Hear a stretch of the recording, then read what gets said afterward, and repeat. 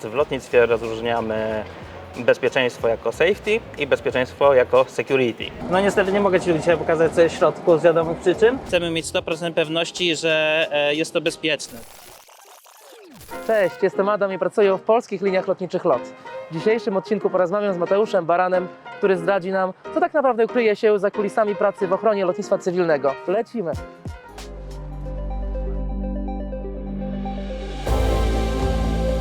Cześć Mateusz. Cześć Adam. Dziękuję bardzo, że znalazłeś czas, żeby z nami porozmawiać. Mi również bardzo miło. Może na początek powiedz, czym dokładnie się zajmujesz w naszej firmie? Jestem starszym specjalistą do spraw ochrony w Biurze Ochrony Przewozów, gdzie zajmujemy się tak zwanym security. To, co Ty pewnie kojarzysz głównie z bezpieczeństwem, no, należałoby rozwinąć, no bo bezpieczeństwo to jest takie ogólne pojęcie.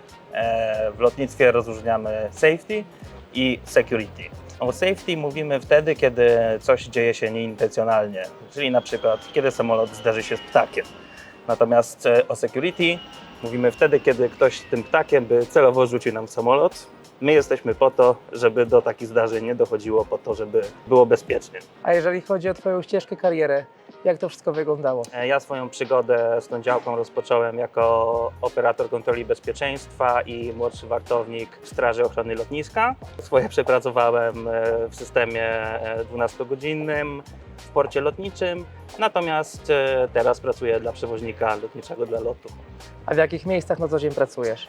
Oj, różnie to bywa, dlatego, bo raz to jest typowa praca za biurkiem, w stałych godzinach, ale to jest też praca chociażby tutaj na lotnisku Chopina, ale też na wszystkich innych lotniskach, również tych zagranicznych. Robimy inspekcje zagraniczne w zasadzie wszędzie, gdzie latamy. Musimy się pojawić, żeby sprawdzić, czy tam jest bezpiecznie, żeby wysłać tam nasz samolot, naszych pasażerów, nasze cargo.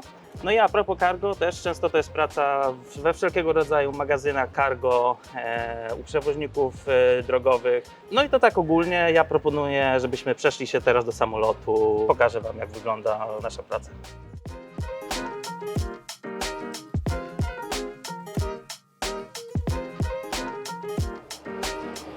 To Mateusz, na początek powiedz nam, jak Twoja praca wpływa na codzienną podróż pasażerów? To, co się wszystkim przychodzi na myśl w pierwszej myśli, to jest oczywiście kontrola bezpieczeństwa, którą przechodzimy na lotnisku. Ale to nie jest kwestia tylko kontroli bagażu, tego, który leci z nami na kabinie. To jest też kwestia kontroli tego, co znajduje się w lukach bagażowych, a tam znajdują się nie tylko bagaże rejestrowane pasażerów, ale także cargo albo czy poczta. My musimy zapewnić, żeby to wszystko było bezpieczne, zanim trafi do przewozu lotniczego. Może powiesz nam, jak wygląda weryfikacja personelu pokładowego w praktyce? Sprawdzenie przyszłości jest to bardzo taka skrupulatna weryfikacja wszystkich, którzy chcą pracować w lotnictwie, w strefie zastrzeżonej lotniska. Przepisy mówią wprost, że zanim komuś wydasz kartę, czy to kartę członka załogi, tak zwaną przepustkę, każda taka osoba musi zostać zweryfikowana pod wieloma względami, czy nadaje się do tego, żeby samodzielnie pracować w tego typu branży. Taką weryfikację przechodzą nowe osoby, zarówno i personel pokładowy, jak i kokpit, który dopiero zaczyna pracę u nas w locie, ale także takie sprawdzenie jest cyklicznie powtarzane. No i nie dotyczy to tylko załóg, dotyczy to również mnie, ze względu na to, że jestem szczęśliwym posiadaczem certyfikatu audytora ochrony lotnictwa cywilnego.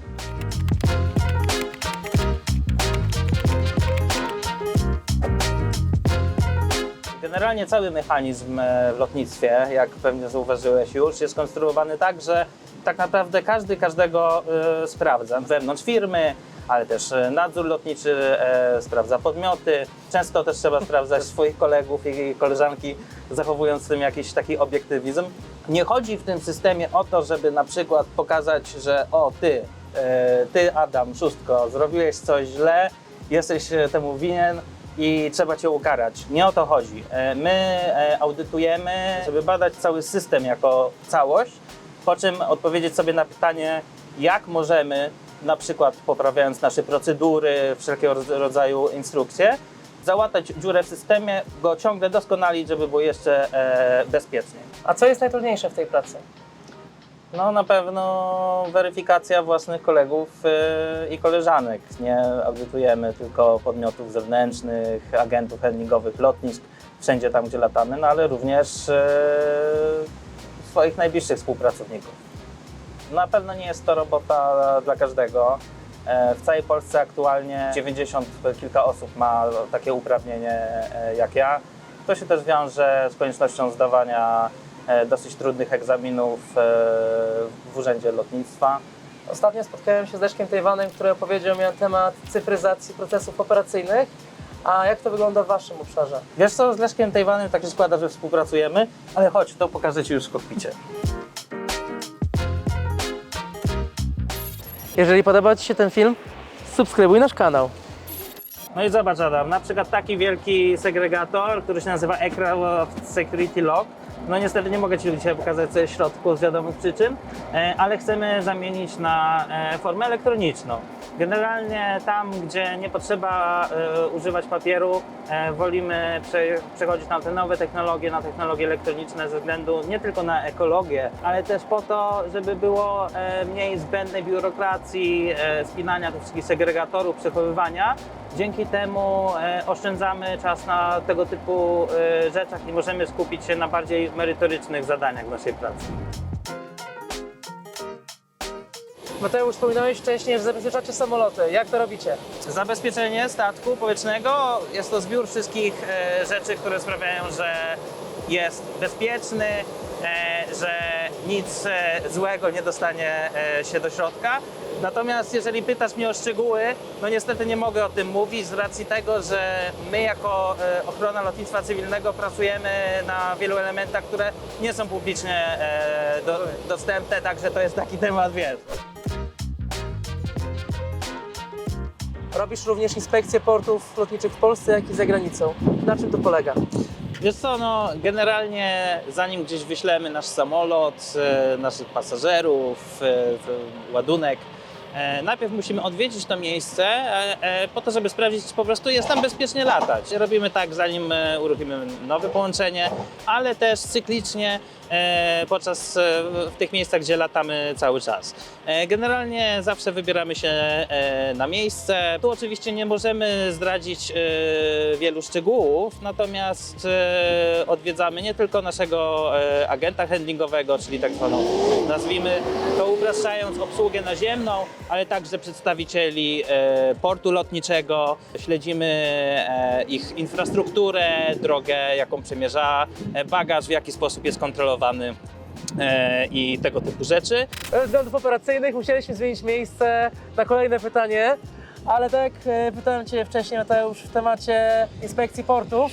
Jakie widzisz różnice pomiędzy polskimi a zagranicznymi portami? Tyle co państw, tyle jest ścieżek prawnych dochodzenia do tego samego. Po prostu są różnice, które trzeba zrozumieć.